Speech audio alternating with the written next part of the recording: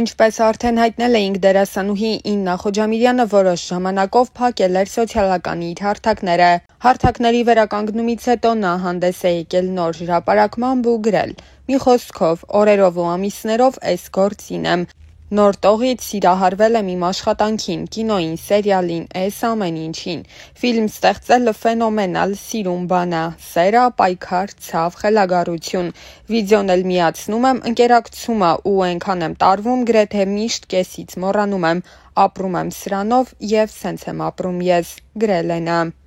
Տարիների ընթացքում Իննա Խոջամիրյանի անձնական կյանքը մեկ անգամ չէ, որ հայտնվել է հանրության ուշադրության կենտրոնում ու գուցե ստեղծագործական գործունեությունից շատ էլ հետաքրքրել է հանրությանը։ Թեև դերասանուհին պատահական է հայտնվել շոու բիզնեսյան աշխարհում, այնուամենայնիվ հետագայում նրա անձնական կյանքի որոշ մանրամասներ իսկական աղմուկ բարձրացրին նրա անվան շուրջ ու քննադատությունների ու մի շարք քննարկումների տեղիք դարձան։ Իննան բավականին հաճախ է նշում, որ չի խոսում սիրել անձնականի մասին, սակայն նրա սադրող հրապարակումները խոսում են դերասանուհու փոխարեն։ «Էլենի օրագիրը» հեռուստասերիալից հետո Իննա Խոջամիրյանը անմիջապես մասսայական հայտնիություն ձեռք բերեց, սակայն նշել էր, որ ինքը երբևէ չի ձգտել նրան։ Հայտնիությունն ինքնանպատակ չի եղել, վերջերս հաճախ լինում են պահեր, երբ նույնիսկ նեղվում եմ դրանից։ Ինձ համար շատ անսպասելի էր, որ նախագիծը նման մեծ լսարան կզբաղեցնի։ Դա ինձ տրամադրում է ավելի լավ աշխատել, որքան մեծ է լսարանը, այնքան ավելի պահանջկոտ է։ Պետք է ավելի գրագետ ու լավ մատուցես ամեն բան, այլ տարբերակ չունես, փոքր լսարանն էլ է պահանջկոտ ամեն դեպքում, որքան մեծանում է լսարանը, այնքան մեծանում է պատասխանատվությունը։ «Էլենի օրագիրը» հեռուստասերիալում Իննան 22 տարեկան հասակում խաղում էր 17 տարեկան աղջկա կերպար եւ հարցին անդրադառնալով նշել էր, որ դա իր մոտ բավականին հեշտ է ստացվել։ «Մի հեշտ կետ կա, դու արդեն ապրել ես այդ տարիքը, կարող ես քեզանից ինչ-որ հատկանիշներ փոփոխել եւ դնել կերպարի մեջ։ Շատ ավելի դժվար կլիներ, եթե խաղայի 30-35 տարեկան կնոջ, որովհետեւ որքան էլ պատկերացնեմ հոգեվիճակը, ներկայացնել չեմ կարող։ Իսկ հիմա որ մեկս 16 տարեկան չենք եղել եւ ինչեր չենք արել։ Ես ի սկզբանե վստահ էի, որ Էլենն ուրիշ կլինի, իսկ ես առօրյայում ուրիշ։ Մտածում էի Էլենը կլինի տափակ կոշիկներով, սպորտային հագուստով, երկու պոչիկներով, արագ-արագ քայլող աղջիկ, իսկ ես հասարակության մեջ կլինեմ որպես Իննա, դասական կերպարով, այլ սանրվածքով, այլ կեցվածքով։ Ցավոք ինձ միայն թվում էր, որովհետև աշխատանքային գրաֆիկս շատ խիստ է։ Եթե նույնիսկ հասցնում եմ աշխատանքից դուրս ինչ-որ բան անել, ժամանակ չեմ ունենում փոխվել ու վերադառնալ սոլիդ Իննային։ Հիմա ես էլ եմ հյուսիկներով, պոչիկներով, մարզակոշիկներով, արագ-արագ քայլելով ինչ-որ տեղ գնում եւ ինձ բռնացնում, որ տարրալուծվել եմ Էլենի մեջ։ Մարդիկ քեզ տեսնում են կողքից ու տպավորություն է, թե դու այդպես էլ ապրում ես իրականում։ Դա ամենամեծ բարդությունն է, մենք ակամա ապացուցում ենք, որ այն ենք, ինչ ներկայանում ենք կերպարով։ Երբ չունես մասնագիտական կրթություն, միանշանակ թերանում ես այդ հարցում։ Կան մանրուքներ, որոնք շատ կարևոր կարող են լինել մասնագիտության մեջ։ Փորձում եմ կարդալ, պրպտել, սովորել, աշխատել ինքս ինձ համար, սակայն չեմ բացառում, որ պրոֆեսիոնալ աչքով շատ թերություններ կարող են լինել։ Չեմ կարող հստակ ասել, որ դարձա դերասանուհի, որովհետև սերիալներում խաղալով եւ եթերում լինելով դեռևս չի կարելի լիարժեք համարել, որ դերասանուհի ես։ Ամեն դեպքում ես ամեն ջանք ներդնում եմ եւ աշխատում, որպեսզի աճ ունենամ։ Մի պահ մտածում էի դերասանական կրթություն ստանալու մասին, սակայն անիմաստ համարեցի հոգեբանի մասնագիտական բազայի հիման վրա թատերականում ուղղակի մագիստրատուրա ընդունվել։ Եթե մի օր որոշեմ սովորել, կսկսեմ 0-ից, առաջին կուրսից։ Միաժամանակ համաշխարհային պրակտիկայում կան պատմական դեմքեր, որոնք չեն ունեցել դերասանական կրթություն։ Շատերն են ասում, որ կարող ես ունենալ մասնագիտական կրթություն, սակայն չկարողանաս կերտել տարբեր կերպարներ։ Կարող ես եւ չլինել դերասան, սակայն կստացվի։ Հնարավոր է ինձ օգնում է իմ մասնագիտությունը, հոգեբանությունը, չէ՞ որ ամեն կերպարի կարող եմ մոտենալ մասնագիտական տեսանկյունից։ Մի քիչ կլինիկական դաշտ եմ տանում, սակայն այդպես ավելի հեշտ է ստացվում կերպարներն իրարից զատել։ Իմ ուսման 6 տարիների ընթացքում շատ մանրամասն ուսումնասիրել ենք մարդկանց տեսակները, ինչը շատ է օգնում։ Իհարկե, եթե ԻԲՆ շնորհք չկա, չի ստացվի։ Չեմ ուզում շեշտադրել, թե ես ԻԲՆ տաղանդավոր եմ, բայց երևի ինչ-որ բան կա, եթե ստացվում է։ Առաջին հայացքից բավականին տարօրինակ է, որ հոգեբանության ֆակուլտետի ուսանողուհին դարձավ դերասանուհի եւ այժմ հեռուստասերիալների ամենապահանջված դեմքերից մեկն է։ Թեմային անդրադառնալով Իննան նշել էր, որ կյանքի իր այդ փուլը եղել է շատ պատահական։ Չգիտեմ ինչ կատարվեց, որ ինձ հրավիրեցին, սակայն անցյալից ստվերներ հեռուստանախագծի ադմինիստրատոր Էմիլիա Գրիգորյանը Facebook-ով ինձ գրել էր՝ քասթինգ ունեն, եթե ինձ հետաքրքիր է, ներկայանամ Շանթ հեռուստաընկերություն։ Հաջորդ օրը ներկայացա, մի շաբաթ անց նորից կանչեցին, մի քանի օր անց արդեն հրավիրեցին պայմանագիր ստորագրելու։ Երբ անսպասելի մի տեղից հայտնվում ես այլ տեղում, հայկական տարբերակի համաձայն կարծում են ծանոթ բարեկամն է օգնել կամ լավ մեջք ունես։ Ինձ համար լավ մեջք հայրս է, սակայն նա ներդրում չի ունեցել Շանթում աշխատանքի անցնելուց գործում, որևէ ծանոթ չունեի։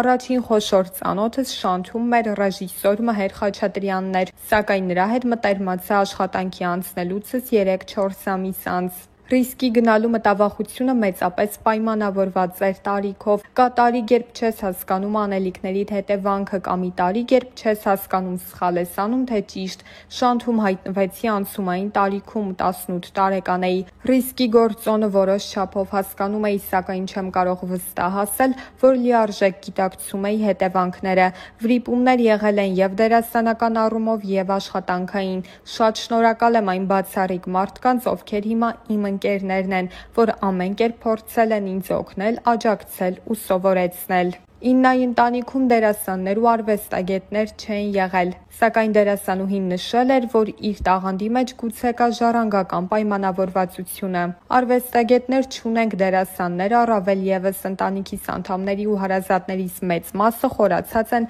ճշգրիտ գիտությունների մեջ։ Միգուցե ժառանգական պայմանավորվածությունը կա, սակայն դա ուսումնասիրել չեմ կարող, չգիտեմ։ Փոքր տարիքում, երբ տանը մենակ էի լինում, հաճախ թատերականացված մոնոլոգներ էի ունենում, տարբեր աղջիկների էի մարմնավորում։ Միգուցե պատճառը պարապուրդի մատնվելն էր, կամ այդպիսով փորձում էի խուսափել դաշնամուր նվագելուց, դժվար է ասել։ Իհարկե, դասյարակությունը շատ մեծ նշանակություն ունի, կարևոր է ինչ միջավայրում ես մեծանում, մշակութային ինչպիսի դասյարակություն ես ստանում։ Ծնողներս փորձել են ինձ ամեն կերպ մոտեցնել արվեստի ճյուղերին, դաշնամուրի, բարի նկարչության եմ գնացել, բայց այդպես էլ ամեն ինչ կիսատ եմ թողել։ Փոքր տարիքում մեզ թվում է դա ստիպողաբար ենք անում, մեծանում ես ու հասկանում, որ կարելի էր ավելի լավ նվագել, ավելի լավ նկարել, առհասարակ ամեն ինչ ավելի լավ անելու կստացվեր։ Իմ ընտանեկան մթնոլորտում արվեստի շունչը եղել է, չես կարող մեծանալ ու մի օր որոշել, որ դու Դալի կամ Պիկասո ես սիրում, կամ որոշես, որ պիտի Ազնավուր լսես։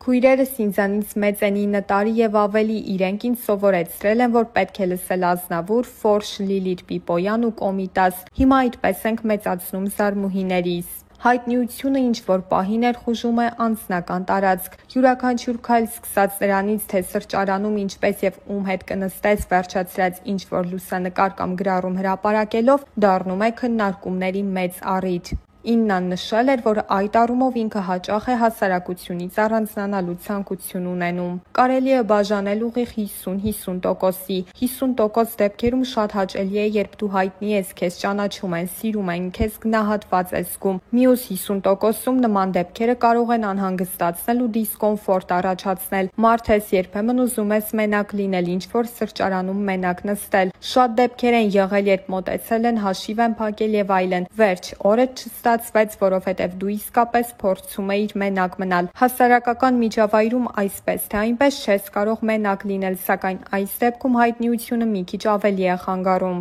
Ինչ վերաբերում է անձնական տարածքին, շատ ծանր եմ տանում, երբ ինչ-որ մեկը մտնում է իմ անձնական դաշտ։ Այնինչ իմն է, քննարկման եւ հանրայնացման կարիք չունի, սակայն հարցը լսելիս ինձ բռնացրի մի գործողության վրա, երբ մեծ հետաքրքրությամբ կարդում էի Սոշյանի Բեկյանի հարցազրույցը Մադոննայի հետ անձնական կյանքի բալիկի սպասելու մասին։ Շատ հետաքրքիր բովանդակալից հարցազրույց էր, ահա որ մեծ հետաքրքրությամբ շունչս պահած կարդացի ու վերջում հասկացա, ախր այս ամենն այդ մարդու անձնական կյանքի մասին էր։ Ստացվում է, երբ ես կարդում եմ ուրիշի մասին, ինձ հետաքրքիր է ինչպես բոլոր հայերին, երբ հերթը հասնում է ինձ, չեմ ուզում խոսել։ Իրականում շատ բարդ հարց է, անձնական սահմանները պահելը մշակութային խնդիր է, որը մեզ մոտ միշտ խարխուլ է եղել։ Դեռ տարիներ առաջ Իննան նշել էր, որ եթե իր անձնական կյանքում գլոբալ փոփոխություններ լինեն, ինքը միգուցե այդ նորությամբ կիսվի հանրության հետ։ Այս տարիների ընթացքում Իննայի անձնական կյանքը մեկ անգամ չէ, որ եղել է հանրության ուշադրության կենտրոնում։ Նման հրապարակումները պատճառ էին դառնում նաև, որ Իննայի հասցեին շատ հաճախ հնչեին բացասական մեկնաբանություններ, ու այդ բացասականին անդրադառնալով դերասանուհին ասել էր. «Ես չեմ պատկերացնում մի կնոջ, որ բացասական կարծիքներից իրեն վատ չզգա ու սթրեսի մեջ չընկնի։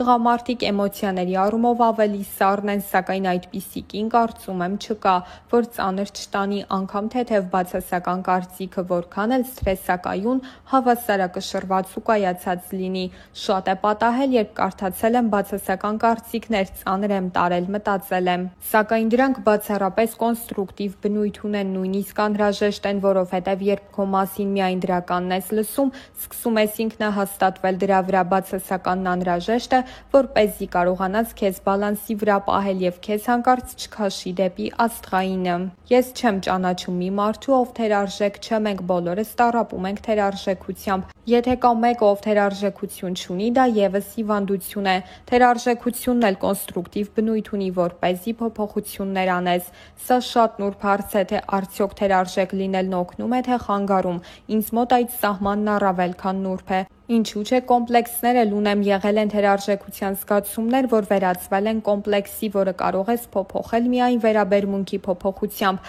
Այդ մասին խոսելը շատ բարդ է, նույնն է, որ խոսեմ կոմպլեքսներիս մասին, ինչը սխալ եմ համարում։ Որքան էլ շրջապատված լինես լավ մարդկանցով, միևնույնն է, միայնակ ես ինքնառեալիզացվում, դժվարություններ հաղթահարում, ինքդ քեզ համար դժվարություններ ստեղծում, ուղղակի շրջապատը խթան է լավ կամ վատ իրադարձությունների, որովհետև հակառակ դեպքում մարդու մոտ դեպրիվացիայի փուլ է առաջանում, որը անկասկած մահվան է տանում։ Այն մարդիկ, ում խորհրդի կարիքը միշտ ունեմ, ընտանիքիս անդամներն են, բայց հստակ ասել, որ ամեն մանրուք կարող եմ քննարկել նրանց հետ, սխալ կլինի։ Մեզ սովորեցրել են, որ խնդիրների դեպքում կարելի է դիմել հոգեբանի, սակայն փոքր երկիր է, փոքր քաղաք, ամեն դեպքում մտավախություն կա։ Չնայած վստահ եմ, շատ ունենք լավ մասնագետներ, որոնց հետ կարող ես խոսել, կօգնեն ճիշտ ուղու վրա կանգնել, բայց քեզ համար ամենալավ խորհրդատունը ամեն դեպքում ինքդ ես։ Կան մարդիկ, որոնց հետ կկիսվես, սակայն կա որոշակի անձնական սահման, որը միայն քոնն է,